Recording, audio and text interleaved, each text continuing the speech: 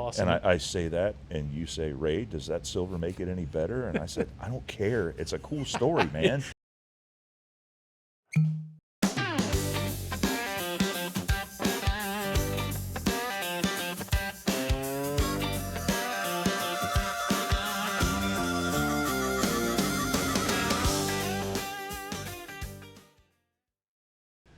Hi there, my name is Cal Evans, and this is Hearts and Tales.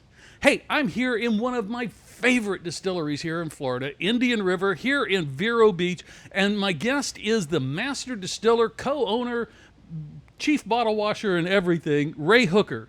Ray, thank you so much for taking the time out of your busy schedule today to be with us here, because you've got some fascinating stories, and I just can't wait to tell everybody. So first, I'll correct you. I'm not a master distiller. We're Okay. going to call it head distiller. Head distiller. Yeah. Okay. Yeah.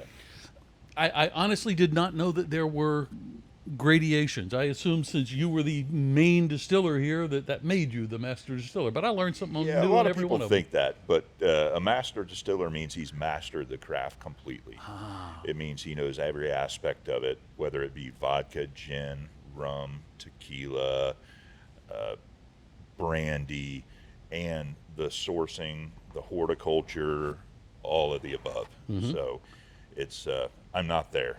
Not a lot of people are. them. Did not realize it. Well, It's a term that should be revered, that's thrown around willy-nilly. like I said, I learn something new every time I do one of these, and I appreciate you letting me know. Sure. Hey, like I said, we're here in Indian River County, and you're third generation. Your great grandfather, or your grandfather, used to farm the north end of Johns Island. Your dad grew up here. You grew up here. Your son was born here and is growing up here. When you decided to build this business, how much of it was I just want to distill liquor, and how much was it I want to build something for the community? It's a little bit of both. We wanted to use our passions and doing craft spirits to teach people the history of our area. That's why all of our brands have a specific tie to local history. That's very cool, and we're going to talk about some of those brands in a little bit, because I was very surprised at some of the stuff y'all have got going. But it's good stuff. I have done 2 tastings here, and I can attest to the fact that I can't attest to the fact that it is well made or something like that, because I'm a rum snob. I don't know the details of it. I know what I like, and I like the stuff that y'all make here. So Appreciate that. now, you spent 14 years in a pest control and landscaping company called Other Side Services. You built that up to 19 employees from scratch, and then you decided enough, and you walked away from it, and you built this. What was the turning point? I was tired. Landscaping out in the sun in Florida for 15 or 20 years, it beats you up. Yeah. I started getting not passionate about it, and I think if you're not passionate about what you're doing in business, it's time to pull the ripcord. It really is. You don't want to be a robot in small business. If you do that, you're not passionate about that. That translates over to your customers, and whether or not they know it, they see it and they understand that. Yeah. That's very true. Now, the way I understand it, or the story that I've heard, is you were sitting around at a campground drinking, and back in 2014, and somebody poured something good and said, "Wouldn't it be great if we could make this?" But it was 8 years before you actually kicked in. What happened during that gap that said, "This is what I want to do"? We move really slow. No, Okay. the idea was we were at our camp in the woods, and when you say campground, you think a KOA campground or an RV campground. This was a camp in the Florida scrub. Oh, wow. You have to go in 4-wheel drive to get to the camp. No electricity, no water, no things like that. Nobody around. A few friends and myself, 2 in particular, we got the idea that we wanted to build stills. So we all built stills and started playing around with it. Turns out one of them was better at building stills, and I was better at actually distilling. I had more of an interest in that aspect of it. I still have that still back there today just to kind of look at. But, we were drinking some of the things that each one of us had made, and we thought, hey, this would be pretty cool. And you start reading about it and seeing that, hey, craft distilling is a thing. Mm-hmm. Maybe we could do this. I'm passionate about it. I'm okay at it. Yeah. Let's do this and try to make a living at it. In doing that, it took us 8 years because we had a current business we were doing. We tried to make a stab at it to see if we could do it with our other business still running. And Mandy and I kind of came to the conclusion that if we start another business and are passionate about it, we're going to dilute each one of them. We're not giving our all to either of them. Yeah. So that's when we said, okay, if we're going to do it, we're going to do it right. We started optimizing or making our business to where it would be good to sell. We listed our business, sold our business, and then went all in on this. Fascinating. And I have a brother-in-law that does landscaping up in Alabama. And so I know a little bit about the heat issues and the humidity issues. Yeah. It's not Florida, but Alabama's, southern hot. Alabama's hot. It's so hot yeah, and humid. It I sure can is. see that. And, and so you found your passion, and that's fascinating. And I want to get some pictures of the stills. And if you've got the old still, I definitely want to get a picture of sure. that. So, but when you decided, you found out that the city and the county just didn't have a way to say okay. They didn't have anything that would allow you, or zoning that would allow you to set up a distillery. Talk to us about the process that you had to go through just to be able to build this place. I learned a lot.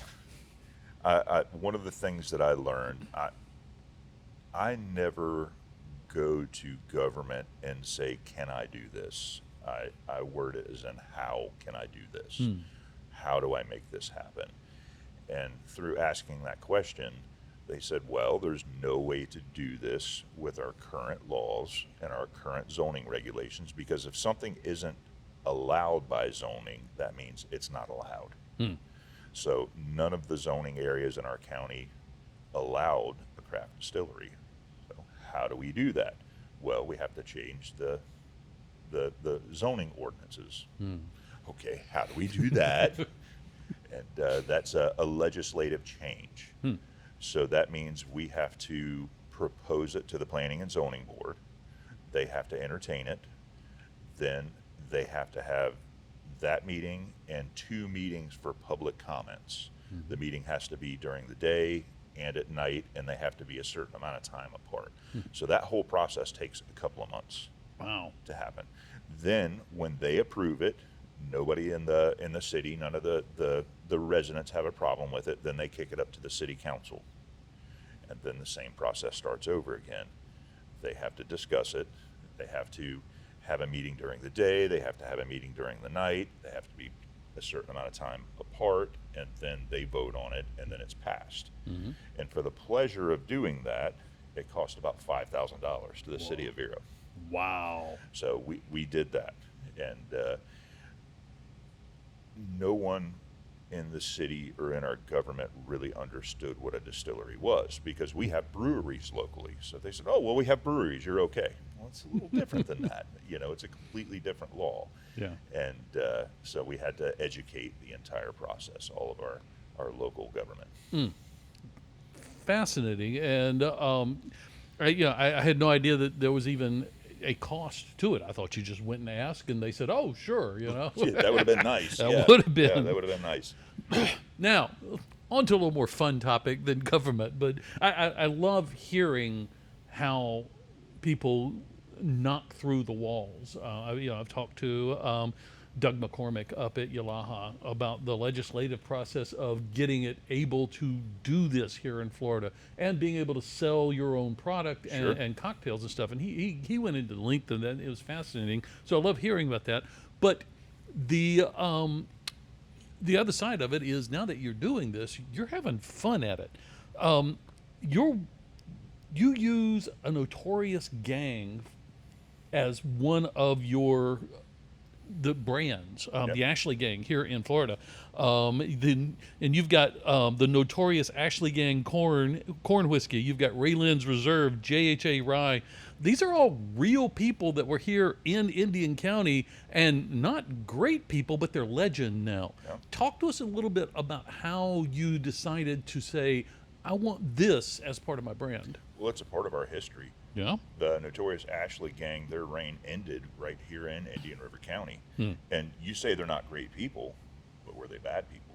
I mean, they did bad things, Yeah. of course, but a lot of people really liked them and respected them.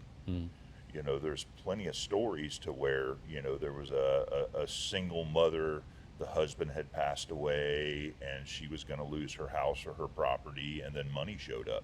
Wow. Or food showed up, things like that. So there's a good and bad to every situation, and there's good and bad to every story. And they had a lot of it on both sides.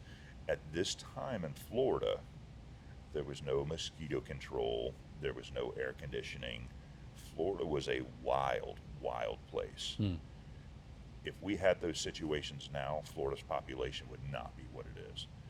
People that lived here at that time were just different. They were a different breed. They had different laws. They had different ethics and morals. And we need to understand that, and we need to put that time frame in context when we talk about those guys. It's an excellent point, and I did not mean to frame them. You know, you're right. They did No some offense bad things. taken at all. You know, They no did offense some bad things. I just find it interesting. As a matter of fact, I made the mistake. We were here at the Treasure Coast Spirit Craft Spirit Festival. Festival, yep. And I had an absolute ball at that. I was a little overserved, but I got to y'all's tent, and I was telling Mandy, I says, "Well, y'all are just repackaging somebody else's," because I really didn't think that was y'all's. And she corrected herself. No, this is our brand. ours. Yeah, you know? absolutely. And that's when I started. And then once I started doing the research for this episode, I'm like, oh, I get that. Yeah. You know, they were robbing banks. Thing I love, they were hijacking rum shipments out of the Bahamas. The last American pirates. Really? Yeah, they went and hijacked that shipment from the Bahamas, and they took the money back with them too. So that was the British Crown. Wow. And John Ashley was killed at the Sebastian River Bridge here in Indian River County.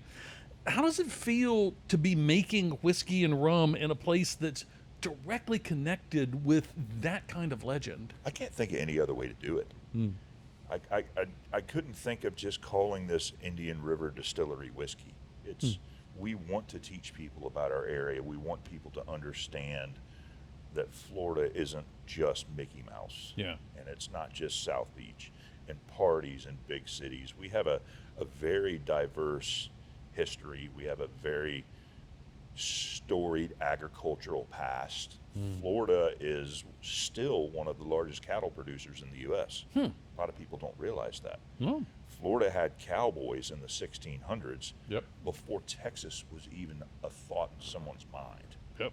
That's where the term crackers comes from. So Florida cracker, yeah. Yeah. So Florida crackers. The cow whip coming through the woods. Yep. That's fascinating, and I love the fact that in 2 or 3 of these questions you've leaned into community, and so many of the distilleries that I talk to, they are about their community. They're not just here to sell liquor. There's a couple of them out there. Sure. I've not interviewed any of them, but we've talked about a couple of them. And I respect the fact that's what Sure. they want to do. But I love the fact that so many of y'all lean into the community That's how that you're business in. should be done. I agree. That's how business should be done. You need to be additive to your community and everything that you're doing in business. I've been in our local Rotary Club for 20 years. I've been president twice. I gave so many volunteer hours. That's part of it. That's the price you pay to be in business. Yeah. And I believe that wholeheartedly. And it shows. So, Treasure Fleet Rum, or Silver, Treasure Fleet Rum Silver. Your website actually says that your still has some of the silver from the 1715 fleet that sunk off the coast, Yep. and that's why they call this the Treasure Coast, because stuff is still washing up. It's still there. Yeah. It's still there, and there are leases by the state of Florida and treasure hunters that are out there constantly trying to find this treasure. They just found a lot of it last year. Millions and millions and millions of dollars worth of this treasure. But you got some in your still. We do. Yeah. Tell me about that. We have the piece of 8. So it's a piece of silver from the 1715 treasure fleet. It's 300-year-old silver from Spain or Mexico or wherever it was, and we put that in the still. Wow. And every bit of our treasure fleet rum has the spirit of the 1715 treasure fleet in it. That's awesome. And I say that, and you say, Ray, does that silver make it any better? And I said, I don't care. It's a cool story, man. It's an cool. awesome story. Yeah. And I can tell you one thing, it doesn't hurt, because I've had your rum. Your rum is some good stuff. Thank you. And so, whatever you're putting in there, keep doing it, Yeah, because this is our 3rd time up here, and we just love, y'all are only an hour and a half up the road, but we love just coming up here. Y'all got live music. It's a fun place to hang out. I love having you. Now, your wife, who I met at the Spirits Festival, Mandy, is a beekeeper, and she keeps medicinal plants on your property, and she describes herself as a plant nerd. Early on, y'all were talking about sour orange cello from wild Florida oranges, hibiscus gin. Your gin is don't mess with that. If you can make the hibiscus gin, make it separate, because I like your gin. Yeah. And mead from her honey, which my wife, the lovely and talented Kathy, loves mead, so she was kind of excited about that. But how many of these ideas actually made it into bottles, and how many of them are still on the drawing board you're waiting on? A lot of them are still on the drawing board. A lot of them were naive ideals. So it's something that just isn't possible on a commercial scale. We wanted to make a spirit from honey, and we've tried it. We've done it small scale, but it's going to take $6,000 worth of honey to do anything. That we could sell or put out into the market. The sour orange cello, we do a little bit of that for behind the bar. We haven't really gotten that one finished yet. It's kind of taken a little bit of a back seat. And the gin, we wanted to use all of our local botanicals for our gin. The problem is it takes a lot of them. Oh, yeah. So the compromise on our gin has been the hibiscus that we use, the elderflower that we use, and the holy basil that we use are part of those same ingredients that we wanted from our first gin. I still have a gin planned that is going to be a really small batch that will be just entirely Indian River County sourced ingredients. It's going to be tiny, and it's going to be super expensive for me to do. It'll be one of those passion project type things. We did a orange brandy with locally grown Valencia oranges from Shat Groves, and it was not a moneymaker for us at all, but it was a really cool project, and it was an amazing product.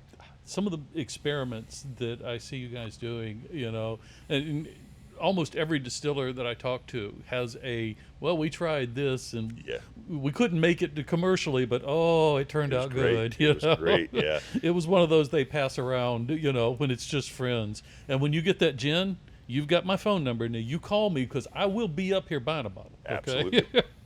Now, you haven't always made your own stuff, but you've always been very open about when you've not. Matter of fact, when you started, you had what you call now whiskey, not our whiskey. And that might be the most honest thing I've ever seen anybody brand something with. You bought barrels from other distilleries, brought them in, and you're telling people up front, this isn't ours, but we're going to sell it. Please support us while we're aging ours. Yeah. Where did that decision come from? It was Mandy. Really? We knew we wanted to source stuff, and we wanted to be transparent about it, and we wanted to do something cool with the name and the label. Mandy is the one that thought, now whiskey. We're going to call it now, not our whiskey. It was a great idea. It was 100% her. We went ahead and got it labeled, and a funny story. There's a distillery in Pennsylvania. I'm not going to say their name. Everybody knows it. And the day of our grand opening, he called me. And he says, "You can't use that name. I have that trademarked." Oh. Really? You have the word "now" trademarked? And no, I have not our whiskey trademarked. I said, okay. He says, so you can't use it. I was like, listen, today's our grand opening. This is the only whiskey that I have. It's not a permanent product. It's something that we're just releasing in our tasting room. I have no interest in your trademark. He says, okay. I don't know if I want to let you do it though. It's I've had very good success with this version of it, and it went viral online. And these bottles on the secondary market are outrageous. And I said, okay. And I had a cell phone. Really nice guy. At least he didn't have an attorney send me a letter. He called me, and had a conversation with me. So I took the bottle and I took a Sharpie marker and I drew through where it said "not our whiskey" on all of our labels. And I sent him a picture of it and I said, will this work? And he said, that sounds fine to me. Go ahead, sell it, Ray. So you probably can still find the Now whiskey bottles with the black Sharpie marker across them somewhere. And, that is and awesome. I abandoned the label after we stopped using it. Once we sold out of that stock, I abandoned that label and I sent him a picture of it. And it was kind of the internet version of a handshake and a nod. Much respect. Yep. And I do appreciate, like you said, the fact that he talked to you directly. Exactly. It wasn't, I'll have my people call your people. It's, and then let's each of deal us with spent this. $8,000 or $10,000 on attorneys. That's the and this community here in Florida, because the distillers, I'm learning, are for a large part a community, and this community is tight knit and will deal with each other honestly. Yep. So in most cases. Most cases, yeah. Now, fun story. You ran a county-wide historical scavenger hunt to find bottle number 100 of your limited centennial release. I mean, you routed people through forgotten landmarks in Indian River County. What were some of the landmarks, and did anybody ever find the bottle? They did find the bottle. We were going to bury the bottle at either the Vero Beach Heritage Center or the Vero Beach Women's Club, and a lot of people talked me out of burying the actual bottle. So what I did is we hid a voucher for the bottle, and then they had to come here to get it. Some of the places that we sent people were places that I went to when I was a kid, that we hang out, that we would pull up and drink a beer on the tailgate, or places that I fished, or situations like that. There's a really old cemetery that we sent everybody through that had graves from the 1880s, something along those lines. People don't even know that cemetery is there. They drive by it all the time. A couple of old fishing spots or kayak launches or things like that people don't really know is there. And I wanted to send them around. Or the women's suffrage monument in Fellsmere. People don't know that Fellsmere voted for women's rights before anyone else did. Wow. It was the first place in the state to do that. So I wanted to highlight things like that. So we sent them on a pretty good place around the county, and some people took it seriously and they really leaned into it. It was amazing. I was very happy with our community for that. Very nice. And they did somebody actually found the voucher and came and claimed the bottle. Absolutely. Yep. Very cool. Now, we started talking, one of the first questions was the fact that your family's been here 4 generations, since basically the 1870s. You grew up here, and you said that Florida gets reduced to beaches and theme parks.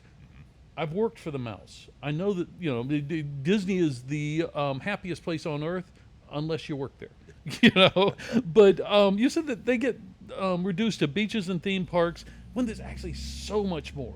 When people sit down at your tasting room, what's the version of Florida that you want to bring them? Okay. First, it was 1903. We were in Indian River County, Okay. and 1840 in the state of Florida, because Okay. 1845 is when the Florida became a state.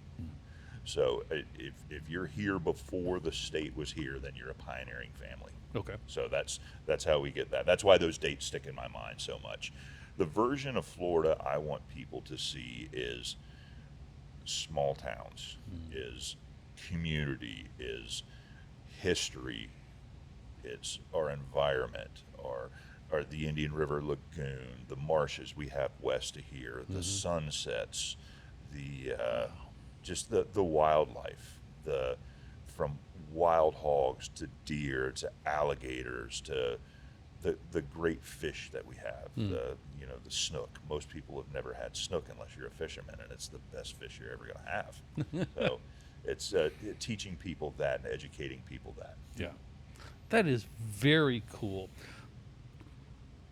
I want to thank you for taking the time just to sit down and tell me stories. Sure. I love this. This is a passion project of mine. You're one of the first that I went to here in the state of Florida, and I think you were here the first time I was here, and I got to hearing some of the stories, and it's what really set me off on this journey. So thank you so much for being here with us today here on Hearts and Tales. Audience, thank you for being here on Hearts and Tales. We appreciate you spending the time with us. Hey, if you're watching this on YouTube, do me a favor, click that like and subscribe so that you get a message every time we release a new episode. Thank you for being here, and we'll see you next month right here on Hearts and Tales.